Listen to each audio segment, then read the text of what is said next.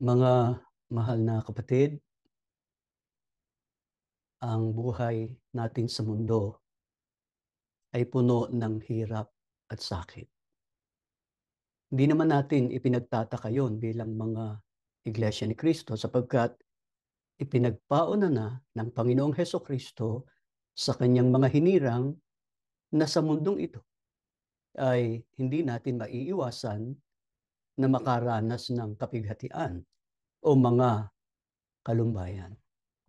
Karaniwan po sa mga tao sa daigdig na ito pagka dumarating ang mga mabibigat na suliranin, ang matinding pangangailangan, ang nilalapitan o hinihinga ng tulong ay ang mga tao na nasa kapangyarihan, yung mga mayayaman na inaasahan nila na may magagawa para pagaanin o lunasan ang kanilang mga suliranin. Meron naman pong mga tao, lalo na ang mga pinuno na mapagmalasakit at totohanang naglilingkod sa mga mamamayan. Subalit gaano man ang pagmamalasakit at determinasyon ng mga pinuno na makatulong sa mga nangangailangan, namamalaging limitado lamang ang kanilang kakayahan o ang kanilang magagawa. Nakalulungkot na marami ang naghahangad na magtamo ng kapangyarihan o poder lalo na sa mga panahong ito. At yan ay nahayag sa nakaraang halalan sa Pilipinas na hindi naman ang mamamayan ang ipinagmamalasakit, kundi yung sarili nilang agenda o sarili nilang kapakanan. Lalong malungkot pagka ang mga politikong yon ang nalagay sa pwesto, nagkaroon ng kapangyarihan, lalong magdudulot yun ng kapighatian, ng kasipayuan sa mga tao. Ang nakalulungkot sa Pilipinas ay nangyayari yung maruming politika. Marumi dahil nga dun sa uri ng mga tumatakbo na hindi naman ang layunin ay makapaglingkod sa taong bayan. Pero sa panig ng mga bumoboto, masasabi din natin merong marumi ang kaparaanan. Sapagkat naging karaniwan sa nakaraang eleksyon ang iba't ibang anyo ng pagbili o pagbebenta ng boto na kinabibilangan ng pagpapalitan ng pabor sa pagitan ng mga politiko at ng mga bumoboto. Nasumpungan din ang mga karahasan at pagpatay upang matiyak na mananalo ang kanilang kandidato. Ang gumagawa ng ganitong napakasamang gawain sa panig man ng mga kandidato at mga bumoboto, lalong nagpapalubha ng masama ng kalagayan ng mga mamamayan, lalo na nga sa Pilipinas. Lalong hapis at kabiguan ang idudulot nito sa marami. Kaya nga, sa panig nating mga kaanib sa Iglesia ni Cristo, lalo na tayo na naninindigan sa katotohanan, hindi tayo dapat manganlong o sa tao umasa para humingi ng tulong, pasaklolo sa panahon ng mga suliranin at ng ating mga pangangailangan para hindi tayo humantong sa kabiguan. Meron pong ipinakikilala ang Biblia na pinakamabuti at pinakamatibay o matatag na kanlungan sa panahon ng kabagabagan, mga suliranin at pangangailangan. Ayon sa Biblia, sino po ang pinakamabuti at pinakamatatag na kanlungan ng mga tao sa panahon ng mga suliranin at pangangailangan? Magsisimula po tayong bumasa sa awit, 118, mga talatang 8 at 9. Ganito ang sinasabi. Lalong mabuti ang manganlong sa Panginoon kaysa maglagak ng tiwala sa tao. Lalong mabuti ang manganlong sa Panginoon kaysa maglagak ng tiwala sa mga pangulo. Mga kapatid, malinaw ang pahayag sa atin ng Biblia. Lalong mabuti na manganlong sa Panginoon kaysa maglagak ng tiwala sa tao. Lalong mabuti na manganlong sa Panginoon kaysa maglagak ng tiwala sa mga pangulo. Hindi po natin sinasabi na may mga pinuno na puro na lang pansariling kapakanan ang ginagawa. Puro na lang sariling mga agenda ang nasa isip at isinasakatuparan. Hindi ganoon. Marami pong namiminuno. Maraming mga tao kahit na mga pribado, mga non-government na mga institusyon o mga grupo ang nagsisikap na tumulong sa mga tao, lalo na sa mga mahihirap o sa mga nangangailangan. Pero tiniyak ng Biblia kung meron tayong dapat panganlungan o asahang tutulong sa atin sa panahon ng pangangailangan ay ang Panginoong Diyos. Bakit po? Mas mabuti ang manganlong sa Panginoon kaysa magtiwala sa tao maging sa mga pinuno. Pakinggan niyo ang nakasulat dito sa Mateo sa 19:26, ganito ang pahayag ng Panginoong Hesukristo. At pagtingin ni Jesus ay sinabi sa kanila, hindi mangyayari ito sa mga tao. Datapwat sa Diyos, ang lahat ng mga bagay ay mangyayari. Pagka binasa po natin yan sa ang salita ng Diyos, tiningnan sila ni Jesus at sinabi, imposible ito sa tao. Pero sa Diyos, ang lahat ay posible. Bakit po mas mabuti ang manganlong sa Panginoon kaysa magtiwala sa tao maging sa mga pinuno? Sapagkat tiniyak ng Panginoong Kristo, merong mga hindi mangyayari sa mga tao o imposible sa mga tao, datapwat sa Diyos, lahat ng bagay ay mangyayari. Katumbas ng walang imposible sa ating Panginoon Diyos. Bakit po may mga bagay na imposible sa tao? Sapagkat ang tao ay may napakalimitadong kapangyarihan. Maraming limitasyon ang tao. Kahit pa gustong-gusto nilang tumulong. Ang totoo, yung mga tumatakbo sa politika ay may mga plataforma na inilalata. Nandun yung mga magagandang mga pangako nila sa pagtulong sa kapwa, sa pag-unlad ng bansa. Pero, limitado nga ang kayang gawin ng tao. Samantalang ang Panginoon Diyos, makapangyarihan siya sa lahat. Walang limitasyon sa kung ano ang magagawa ng Panginoon Diyos. Bukod sa ang Panginoon Diyos ay makapangyarihan sa lahat. Ano pa?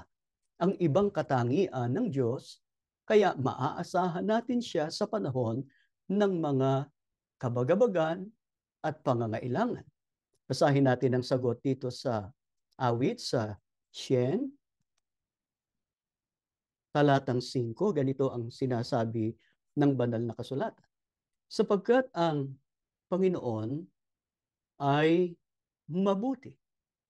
Ang kanyang kagandahang loob ay magpakailanman at ang kanyang pagtatapat ay sa lahat ng salit-saling lahi. Ano pa ang katangian ng Diyos bukod sa makapangyarihan siya sa lahat? Para makaasa tayo, natutulong sa atin sa panahon ng mga suliranin at pangangailangan. Ang sabi ng Biblia, ang Panginoon ay mabuti.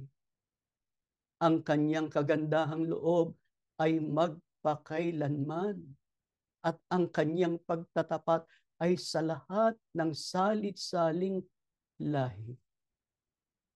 Bagamat may mga taong totoong mababait at matulungin sa kapwa, hindi maitatanggi, gaya nga ng aming nasabi sa inyo, na may limitasyon ang magagawa. Ngunit ang Diyos, hindi lamang makapangyarihan sa lahat. Walang imposible sa Kanya. Napakabuti niya, punong-puno siya ng kagandahang loob. Kaya siya ang higit sa lahat, ang handa at may kakayahang magkaloob ng ating pangangailangan. Pero sinong mga tao ang higit sa lahat ay tinitiyak ng Panginoon Diyos na tatanggap ng walang hanggan niyang kabutihan at kagandahang loob? Sapagkat kung ang pag-uusapan ay bilang nilalang ng ating Panginoon Diyos, gaya ng sinabi ng ating Panginoong Hesukristo sa Mateo 5:45, ang Diyos ay nagpapaulan sa ganap at hindi ganap. Sumisikat ang araw sa matuwid at hindi matuwid. Ibig lang sabihin, dahil sa paglalang, ang Diyos, ang ginagawa niya, ibigay ang pangangailangan ng mga tao. Pero ang itinatanong natin ngayon, sinong higit sa lahat, ay tinitiyak ng Diyos na tatanggap ng walang hanggan niyang kabutihan at kagandahang loob. Balikan po natin yung awit, 100, talatang 5, babasahin ko ang talatang 3. Sapagkat ang Panginoon ay mabuti, ang kanyang kagandahang loob ay magpakailanman, at ang kanyang pagtatapat sa lahat ng salit-saling lahi. Alamin ninyo na ang Panginoon ay siyang Diyos, siyang lumalang sa atin na tayo'y kanya, tayo'y kanyang bayan at mga tupa ng kanyang pastulan. Sino po higit sa lahat ang makaasa sa kabutihan at kagandahang loob ng Panginoong Diyos? Ang kanyang bayan at mga tupa ng kanyang pastulan. Alam po natin kung sino tinutukoy na bayan ng Diyos at mga tupa ng kanyang pastulan o kawan sa ating panahon o sa mga huling araw na ito. Ang Iglesia ni Cristo na bunga ng pangangaral ng sugo ng Diyos sa mga huling araw. Kaya, kung ang sino man ay masigasig na nagnanais na patuloy na tamasahin ang kabutihan at kagandaang loob ng Diyos, ay kinakailangang mapabilang siya sa bayan ng Diyos, sa kawan ng Diyos o sa iglesia, at manatiling gayon. Kaya sa atin na tinawag ng Diyos sa iglesia, napakahalaga sa atin ng ating pagka-iglesia ni Cristo. Hindi lang nagtamo tayo ng karapatan na maglingkod, sumamba sa Diyos at maligtas pagdating ng araw, maging sa buhay na ito. May pangako ang Diyos sa mga kabilang sa kanyang bayan at mga tupa ng kanyang pastulan. Ngunit, bakit may mga kaanib sa Iglesia ni Cristo na bigo sa pagtanggap ng kabutihan ng pagliligtas ng ating Panginoong Diyos? Sino po bang nasa bayan ng Diyos ang tiyak na makaasa sa kabutihan at pagliligtas ng ating Panginoon Diyos? Diyan din po tayo sa awit sa 34, mga talatang 15 at 17, ganito ang sinasabi. Ang mga mata ng Panginoon ay nakatitig sa mga matuwid at ang kanyang mga pakinig ay nakabukas sa kanilang daing. Ang matuwid ay nagsidaing at dininig ng Panginoon at iniligtas sila sa lahat nilang kabagabagan. Meron pong tinitiyak ang Biblia sa bayan ng Diyos na tiyak na makaasa sa kabutihan at pagliligtas ng Panginoon. Narinig ninyo ang sabi ng talata, ang mga mata ng Panginoon ay nakatitig sa mga matuwid. Hindi lang nakatingin o paminsan-minsan ay tumitingin, kundi nakatitig ang Panginoon sa mga matuwid. Hindi lang yun, ang kanyang mga pakinig nakabukas sa kanilang daing. Laging nakikinig ang Diyos. Hindi sinasara ng Diyos ang kanyang pakinig sa daing ng mga lingkod niyang matuwid. Ang sabi pa nga sa talata, ang matuwid ay nagsidaing at dininig ng Panginoon at iniligtas sila sa lahat nilang mga kabagabagan. Hindi lang sinabing sa iilan, sa magagaan, kundi sa lahat ng mga kabagabagan, kahit pa sa mabibigat. May bibigat pa ba? Sa mga suliraning bumabagabag sa iglesia ngayon? May bibigat pa ba?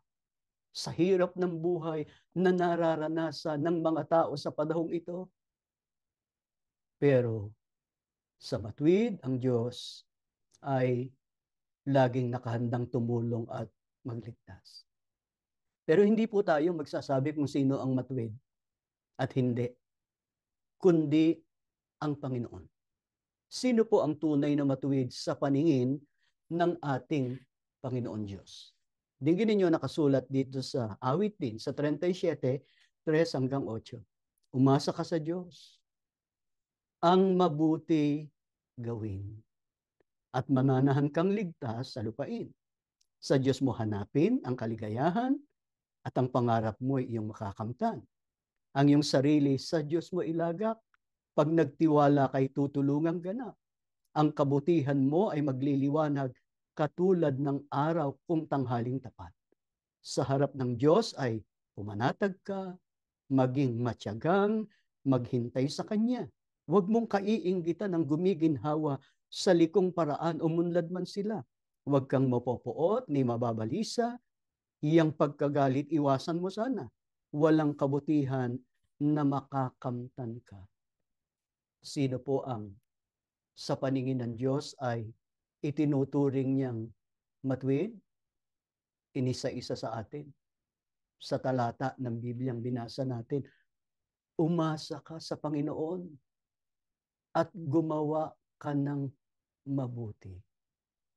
Sa makatuwid, yung matuwid, hindi lang umaasa sa Diyos, hindi lang tumatawag, hindi lang nananalangin, hindi lang humihingi ng tulong. Gumagawa siya ng mabuti. Mamaya lilinawin sa atin yun. Ano pa ang katangian ng matuwid? Ang sabi, hinahanap ang kaligayahan sa Panginoon. Hindi sa mga bagay sa mundong ito. Hinahanap ng matuwid ang kaligayahan niya, kundi sa Panginoon. Ano ba? Itinatalaga ang sarili sa Panginoon. Panatag at matyagang naghihintay sa Panginoon. Yun ang kailangan natin ngayon. Yung kapanatagan, yung paghihintay sa pagkilos ng ating Panginoon Diyos, lalo na sa mabigat na suliraning bumabagabag sa iglesia. Bakit kailangan yung matyagang paghihintay? Pagka kasi tayo nainip, katulad ng nangyari sa iba, nakalimutan na yung pagka-iglesia ni Kristo. Nakalimutan na ang Diyos sa buhay niya. Kinaya, sinarili ang mga suliranin, ang solusyon sa mga bagabag sa buhay, kaya humantong sa desperasyon at kawalan ng pag-asa. Ano pa ang katangian ng matuwid? Hindi naiinggit. Kung gumiginhawa at umuunlad ang mga nasa likong pamumuhay. Kaya hindi niya ikinukumpara yung kalagayan niya doon sa mga oot yumaman, dumami tinatangkilik, pero sa masamang paraan ng pamumuhay. Ang matuwid ay sa Diyos niya iniaasa ang lahat-lahat sa kanyang buhay. Ano pa? Ang sabi, iniiwasan ang mapuot, mabalisa, ni magalit, sapagkat alam nilang walang mabubuting ibubunga yon. Kaya ang matuwid hindi magagalitin. Ang matuwid, hindi napopoot sa kapwa. Ang matuwid, hindi nababalisa kung dumarating man ang mga suliranin at mga kabagabagan. Sinabi rin sa talata ng Biblia ang mga kabutihan ng pagiging matuwid sa paningin ng Diyos. Ano sabi? Mananahan kang ligtas sa lupain. Ang pangarap mo ay iyong kakamtin.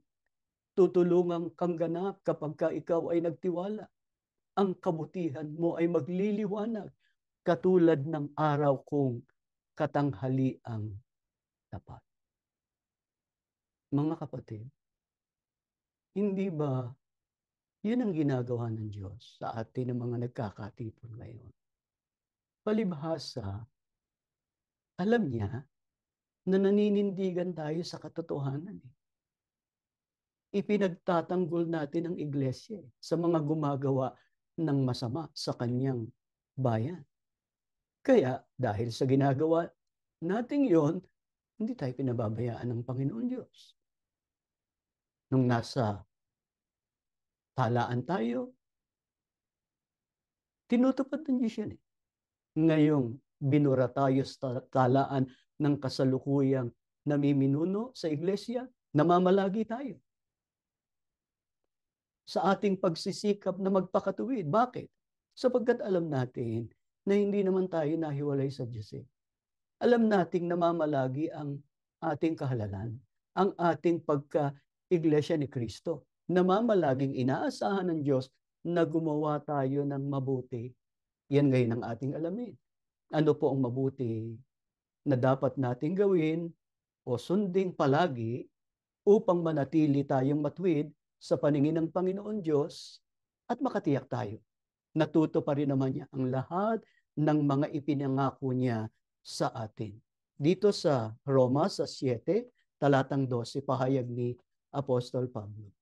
Kaya nga ang kautusan ay banal at ang utos ay banal at matuwid at mabuti. Ang mabuti, ang matuwid, ang banal sa paningin ng Diyos na dapat nating gawin, na dapat nating sunding palagi ay ang mga kautusan o ang mga aral ng ating Panginoon Diyos. Tinanggap ba natin ang kautusan o ang mga dakilang aral ng Panginoon Diyos? Tinanggap natin sa loob ng Iglesia ni Cristo. Sapagkat sugo ng Diyos ang nangaral. Kaya nakatitiyak tayo kung patuloy tayong manghahawak sa mga tunay na doktrina na natanggap natin sa kabila ng nangyayari sa mundo at sa iglesia, makaasa tayo sa kagandahang loob, sa kabutihan, sa pagtulong, sa pag-iingat at pagliligtas ng ating Panginoon Diyos. Paano yung mga nasa loob ng bayan ng Diyos? Sabihin pang namiminuno, may tungkulin, o karaniwang kaanib. Pero tumatanggi sa paggawa ng mabuti. Namimili lang ng tutuparing utos. Mga kapatid, ano tinitiyak ng Biblia? Sa ganyang uri ng mga kaanib. Sa halip na ang gawin ay mabuti, yung pagsunod, paglabag, ang nasusumpungan ng Diyos sa kanila. Balikan natin yung awit sa 34, sa talatang 16 naman, ganito ang sinasabi. Ang mukha ng Panginoon ay laban sa kanila na nagsisigawa ng kasamaan upang ihiwalay ang alaala sa kanila sa lupa. Makaasa po ba sa pagtulong at pagliligtas ng Diyos ang mga tumanggi sa paggawa ng mabuti o hindi tumutupad ng kanyang mga utos? Tiniyak ng Biblia ang mukha ng Panginoon ay laban sa kanila na nagsisigawa ng kasamaan. Pag sinabing laban ng Diyos, ay hindi malapit ang Diyos sa kanila, kundi malayo ang Diyos sa kanila. katumbas din ng ikinukubli ng Diyos ang kanyang pakinig. Hindi nakatingin ang Diyos para kalingain, para tulungan ang mga gumagawa ng kasamaan. Maaaring sabihin ng ilan, hindi kami kabilang yan sapagkat hindi kami nagnanakaw, hindi kami pumapatay, hindi kami nakikiapid, hindi kami nagsusugal, hindi kami naglalasing, hindi kami gumagamit ng droga. O yung bang karaniwang mga kasalanan na ginagawa ng tao, ng sanlibutan. Mga kapatid, sino pa ang itinuturing ng Diyos na masama? Kaya hindi rin makaasa ng pagtulong at pagliligtas ng Diyos kahit pa nasa loob ng bayan ng Diyos. Pakinggan nyo, nakasulat dito sa Kawikaan sa 1:24 hanggang 32, ganitong sinasabi. Sapagkat ako'y tumawag at kayo'y tumanggi. Aking iniunat ang aking kamay at walang makinig. Kundi inyong iniuwi sa wala ang buo kong payo at hindi ninyo inibig ang aking saway. Ako naman ay tatawa sa kaarawan ng inyong kasakunaan. Ako'y manunuya pagka ang inyong takot ay dumarating, pagka ang iyong takot ay dumarating na parang bagyo, at ang inyong kasakunaan ay dumarating na parang ipo-ipo, pagka ang hirap at hapis ay dumating sa inyo. Kung magkagayoy, tatawag sila sa akin, ngunit hindi ako sasagot. Hahanapin nila akong masikap, ngunit hindi nila ako masusumpungan. Sapagkat kanilang ipinagtanim ang kaalaman at hindi pinili ang takot sa Panginoon. Ayaw sila ng aking payo. Kanilang hinamak ang buo kong pagsaway, kaya't sila'y magsisikain ng bunga ng kanilang sariling lakad at mabubusog ng kanilang sariling mga kagagawan. Sapagkat papatayin sila ng pagtalikod ng musmos at ang pagkawalang balisa ng mga mangmang ay ang sisira sa kanila. Sino pa ang itinuturing ng Panginoon Diyos na masama? Kaya hindi rin makaasa ng kanyang pagtulong at pagliligtas ang mga taong iniuwi sa wala ang buong payo ng Panginoon Diyos. At hindi inibig ang kanyang mga saway. Kabilang po sa mga salita ng Diyos na tinanggap natin sa iglesia, yung mga payo at saway ng Panginoon Diyos. Kaya sa halip na magtamo sila ng kagandahang loob ng pag-iingat at pagliligtas ng Diyos, galit at parusa ng Diyos ang natatamo nila. Ano po ang tiyak na gagawin ng Diyos sa ganyang mga tao na paanib man sa bayan ng Panginoon Diyos? Ang sabi, ako naman ay tatawa sa kaarawan ng inyong kasakunaan. Ako'y manunuya pagka ang inyong takot ay dumarating. Pagka ang iyong takot ay dumarating na parang bagyo. At ang inyong kasakunaan ay dumarating na parang ipo-ipo. Pagka ang hirap at hapis ay dumating sa inyo, sa gayong pagdurusa ng mga gumagawa ng masama. Anong tinitiyak ng Panginoon Diyos? Kung magkagayoy, tatawag sila sa akin, ngunit hindi ako sasagot. Hahanapin nila akong masikap, ngunit hindi nila ako masusumpungan. Napakasawing palad. Pagka napabilang tayo sa bayan ng Diyos, pero hindi nakikinig ang Diyos sa ating mga pagdaing. Hindi tayo sinasagot ng Diyos sa ating mga pagtawag, sa ating mga panalangin sa Kanya. Bakit? Ano ba ang pagtuturing ng Diyos sa inuuwi sa walaang payo? Hindi nakinig sa saway. Ang sabi sa atin ng talata ng Biblia, sapagkat kanilang ipinagtanim ang kaalaman at hindi nila pinili ang takot sa Panginoon.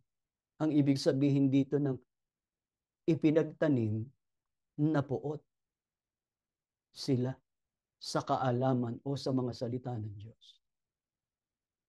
At hindi pinili ang takot sa Panginoon. Napakahalaga ng pagkatakot sa Diyos. Ang pagkatakot sa Diyos, ang katumbas doon, paglayo sa masama at pagsunod sa kanyang mga kautusan. Kaya nga, mga mahal na kapatid, kung meron sa ating nakikinig, sa halip na kabutihan, kagandahang loob, pag-iingat, pagliligtas, ang tinatamo sa harap ng Diyos ay yung kabaligtaran. Malayo ang Diyos. Hindi maramdaman sa buhay ng kanyang sambahayan ang pakikisama, ang pagtulong ng Diyos. Anong pagkakataon? Ang ibinibigay ng Diyos sa mga nalayo sa Kanya upang muling makaasa sa Kanyang pagtulong at pagliligtas. Basahin natin ang nakasulat dito sa Ezekiel sa 18:30 hanggang 32. Unawain nating mabuti ang nilalaman ng talatang ito. Ito ay sinabi ng Diyos sa Israel at sinasabi rin ng Diyos sa bayan niya sa ating panahon. Pagbibigay ito ng Diyos ng pagkakataon sa nalayo sa Kanya at sa Kanyang mga biyaya at pagpapala. Ganito ang sinasabi. Kaya nga, bawat isa sa inyo ay hahatulan ko ayon sa kanyang ginawa. Magsisi nga kayo't tumalikod sa inyong mga kasamaan bago bumagsak sa inyo ang parusa. Lumayo kayo sa inyong kasamaan at magbagong buhay, pagkat di kayo dapat mamatay, mga Israelita. Hindi ko gustong mamatay ang sino man, kaya magpakabuti na kayo upang mabuhay. Mga kapatid, katunayang napakabuti ng Diyos. Napakabait niya sa kanyang bayan. Ang Israel ay lumabag, hindi lang sa isang aral, sa maraming aral. Sumuway sa kanyang mga utos. Pero palibhas ay mabait ang Diyos, nagbibigay ng pagkakataon sa mga lingkod niyang tumatalikod, humihiwalay sa Kanya. Sinabi ng Diyos sa Kanyang unang bayan upang sila'y bigyan ng pagkakataong makabalik sa Kanyang pagkalinga at pagkukupkop, magsisi nga kayo at tumalikod sa inyong mga kasamaan bago bumagsak sa inyo ang parusa. Lumayo kayo sa inyong mga kasamaan at magbagong buhay, pagkat di kayo dapat mamatay. Hindi ko gustong mamatay ang sino man. Kaya magpakabuti na kayo upang mabuhay. Ang Diyos ay mabuti. Kaya hinahanapan niya tayo na magpakabuti. Ang Diyos ay banal. Kaya hinahanapan niya tayong magpakabanal. Ano pa't walang lugar sa bayan ng Diyos, sa mga tupa ng kanyang pastulan, yung pagiging matigas ang ulo, yung pagiging masama, yung pagiging masuwayin o malabagin. Ang hinahanap ng Diyos sa atin ay pagiging matuwid. Ang pagiging mabuti, banal, sa paningin ng ating Panginoon Diyos. Ang Israel, batay na rin sa kasaysayan, ay hindi pinahalagan yung kabutihan at kagandahang loob ng Diyos. Hindi sila nagsisi. Hindi sila nagbago. Kaya dumating ang panahon, naganap silang natalikod sa Diyos at sa gayoy lubusang itinakwil ng Diyos ang Israel bilang kanyang bayan. Kung meron mang Israel ngayon bilang bansa na lang, ang totoo ay maligalig pa nga ang pagkabansa ng Israel ngayon. Pero bilang bayan ng Diyos, na pinaglalaanan niya ng kanyang pagkalinga, pagkukupkop, kagandahang loob, pagliligtas, hindi na. Ang bayan ng Diyos ngayon ay ang Iglesia ni Cristo. Lamang nakalulungkot nang mawala na ang sugo, nang mawala na ang kapatid na Eranyo Manalo na iba ang kalagayan ng Iglesia sa ilalim ng kasalukuyang pamumuno. yung pagpapakatuwid, yung pag-iingat sa mga dalisay na mga aral na ating tinanggap, hindi na yun ang naitataguyod ng marami. Mga kapatid, kung meron mang tumatalikod, hindi tayo dapat matulad sa kanila. Tandaan ninyo, may hula at pangako ang Panginoon Diyos na ang Iglesia ni Cristo sa mga huling araw hindi na matatalikod bilang bayan ng Panginoon Diyos. Pero hindi na nangangahulugan na wala nang sino mang tatalikod o maliligaw. Meron na mga tumalikod. Meron na mga naligaw. Hindi lang karaniwang mga kaanib. Mga may tungkulin. Mga tagapanguna pa nga eh. Sino yung tumalikod? Yung hindi nag-iingat ng mga kautusan ng ating Panginoon Diyos. Kaya ngayong pinadadaan ng Diyos ang Iglesia sa napakatinding pagsubok sa ating pananampalataya, lalo po nating patunayan, mga kapatid, nakahanda tayong itaguyod kung ano yung pinanindiganan natin noon nung buhay pa ang sugo at ng pamamahala na sumunod sa Kanya. Patunayan natin sa Panginoon Diyos, mahalaga sa atin ang ating pagka-Iglesia ni Cristo. Mahal na mahal natin ang ating pagka-Iglesia ni Cristo. Nakahanda tayong magpakasakit, magpakalugi, para masunod kung ano ang mga aral ng Diyos na tinanggap natin sa mga naunang namahala. Makaasa tayo, mga kapatid. Hindi tayo pababayaan ng Panginoon Diyos. At yun nga ang kanyang laging ginagawa. Palibhasa, nakikita niya ang ating pagsisikap na magtapat, na sumunod. Hindi man tayo makapasok sa gusaling sambahan para sumamba kasama ng mga kapatid, nagpipili tayo na makapagsagawa ng mga pagsamba. At ayaw nating lumiban. At pinakahangad natin bawat pagsamba. Ibuhos ng Diyos ang kanyang kapangyarihan. Abutin niya tayo, maramdaman natin, hinahaplos niya ang ating puso para patatagin ang ating pananampalataya at pag-asa sa kanyang banal na magagawa sa atin. Huwag tayong bibitiw sa tunay na mga aral na tinanggap natin sa sugo. Baka mahalin natin ang ating pagka-Iglesia ni Cristo. Pinatunayan na natin yan sa maraming mga panahon. Gawin din natin sa nalalabi pang mga panahon. Ipangako natin sa Diyos ang laging pagsunod, pagpapahalaga sa kanyang mga utos sa lahat ng sandali ng ating buhay. At iyon ang ipamumulat natin sa ating mga anak upang ang mga anak natin, kasama natin, na naninindigan sa pagtataguyod ng ating banal na kahalalan bilang mga kaanib sa Iglesia ni Cristo. Bago tayo manalangin, inaanyayahan namin kayong umawit ng awit ng ating kahalalan. Tumayo kayo, mga kapatid. Manaming Diyos, habang inaawit namin ang awit ng aming kahalalan, lalong nagtutumibay sa amin ang kahalagahan ng aming pagka-Iglesia ni Cristo na ibiniyaya mo sa amin. Kalakip ang aming pangangako ng lubos naming pagsunod sa lahat ng iyong mga kautusan.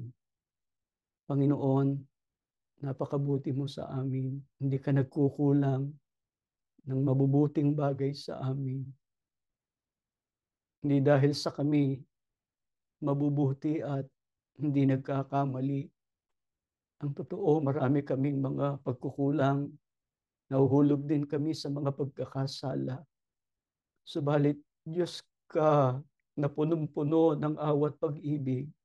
Lagi ka pong nagbibigay ng pagkakataon sa amin upang magsiyasat ng aming mga sarili, magsisi sa lahat ng aming kasalanan at pagkukulang, at baguhin ang lakad ng aming pamumuhay. Panginoon, napakasama man ng mundo, napakahirap man ng buhay sa daigdig ngayon, nariyan pa ang mabigat na pagsubok sa iglesia. Subalit kailanman at nagsisikap kaming makasunod sa iyong mga kautusan, hindi mo kami pinababayaan. Hindi mo po kami pinagkukulang ng aming mga pangangailangan. Payapa ang aming sambahayan, panatag ang aming kalooban na meron kaming Diyos na laging tumutulong, nag-iingat at nagliligtas sa amin.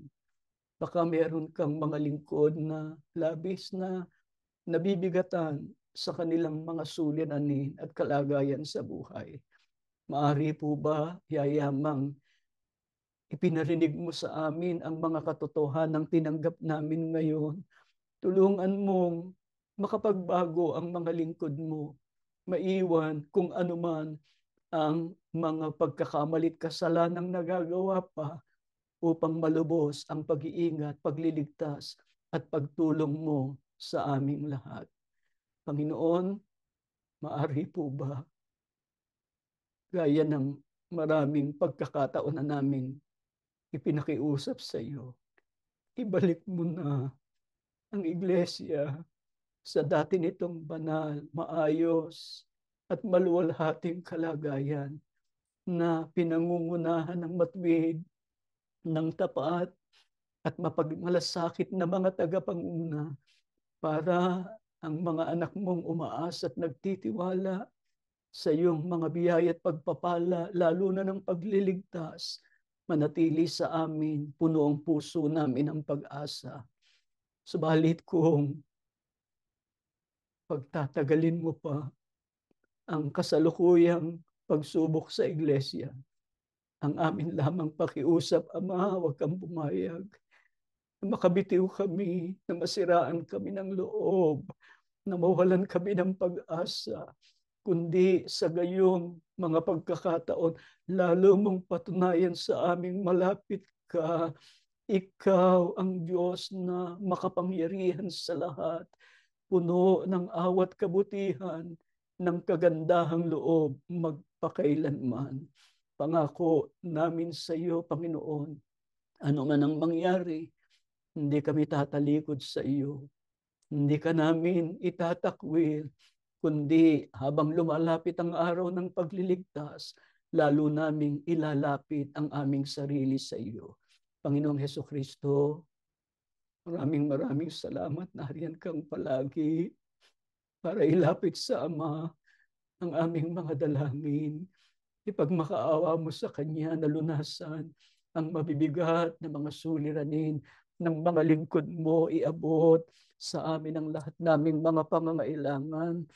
Higit sa lahat, panatilihin mong matatag ang aming pananampalataya. Huwag po kaming makabitiw, kundi makatapos kaming lahat ng aming takbuhin. Pagparito mo, pagka ibinabangon mo na ang sugo at ang naunang namahala, huwag mong kalimutan ang mga lingkod mong nagtapat sa iyo. Kami, kundarat ng mong buhay, huwag mong kalilimutang ipagsama sa piling mo at ng Ama sa langit para magtamo ng walang hanggang buhay. Kung ipahihintulot niyo ng Ama na kami pumanaw lalo na sa panig ng mga magulang, huwag po ninyong pabayaan ang mga anak namin. Panginoon, maawa po kayo sa aming mga anak. Marami ng mga kabataan sa iglesia ngayon ang naligaw, nawalay dahil sa mga nangyayari sa iglesia. Panginoon, sana bigyan mo pa sila ng pagkakataong makapagbalik loob sa iyo at sumunod sa iyong mga kautusan. Nang sa gayon, hindi masayang ang pagkakataon sa kaligtasan at sa mga pagpapalang inilalaan mo rin sa kanila. Ama, lubos ang aming pagsampalatayang tinanggap mo ang pagsamba namin, pinatawad na lubos ang aming mga kasalanan, nilunasan mo ang aming mga bagabag, nagpagaling ka sa mga may karamdaman sa ngalan ng Panginoong Hesukristo na aming tagapagligtas.